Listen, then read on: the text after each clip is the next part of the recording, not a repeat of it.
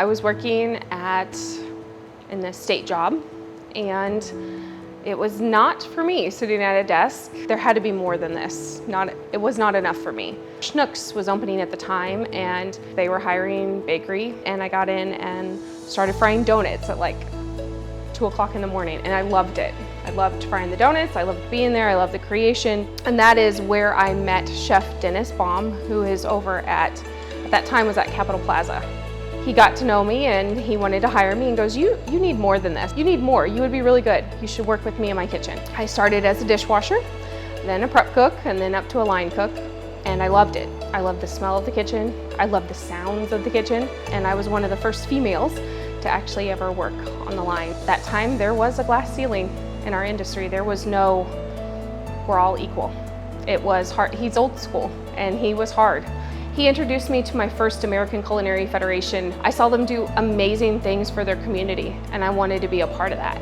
I went to him and I said, I want more. He said, then you got to go to culinary school. If you want more and you want to be in my job, then you have to go to culinary school. And I ended up deciding on one in Florida Culinary Institute in West Palm Beach, Florida.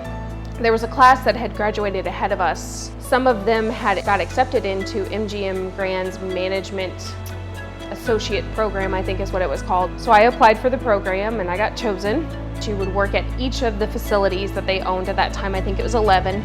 If you got offered the job, that you would then work at one of those. Then at the very end, you had to go through a huge interview, which was a panel interview. There was a woman sitting in the middle of the 11 people, and she carried herself gorgeously and she was beautiful, and I said, oh my God, I want to be her. They went through everybody and she was the last one to ask the question, and she had my portfolio sitting in front of her, and she opened the portfolio and she's looking through it and she's like, my question is not necessarily a question, but more like a statement. That this pushes my portfolio across the table and says, this portfolio reads like a teacher. Are you going to be a teacher? I don't see how it would benefit MGM Grand.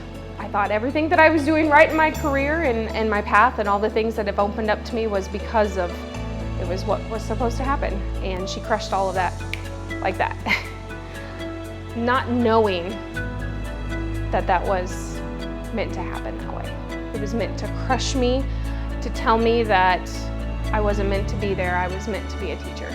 I enjoy teaching my high school kids more than anything. Like the look in their eye, the passion that I instill in them, the initiative that I start getting them lit, going in this industry, like I see it. I can see the fire in them when they start and how it just builds. There's just a little spark and then it just starts building and building and building. It's a huge fire when they leave. When I started the program, I wanted them to have the opportunity I didn't have at high school, and Nichols Career Center was going to offer that. Our program started 9 years ago, and we've gone through 2 ACF certifications. And these kids take that responsibility on themselves, and they put those on their shoulders, and they try so hard to make me proud and to make that board proud, that they're proud of their school, they're proud of their program, they're proud of Nichols Career Center. They told us that we had 0 compliances, which means that we had a perfect score for the second time in a row. So we got our 5-year accreditation, but that also made us the 1 percentile for secondary programs in the United States. So all of the secondary programs in the United States that teach ACF and give the students that certification when they leave them, there's only 1% of them that have that perfect score. And those are my students. That is what they did. The best advice I ever got from a teacher was, if you want to be amazing, always envision somebody that you want to make proud in that room every moment that you're teaching these kids, and you will do amazing things. Like I do. I envision my mom or my dad standing there, and even now that my daughter's 3 and understands words and actions and the way you do things, I see her some days like, would I make her proud? Would she smile at me or would she be sad at me? So I want to make them proud.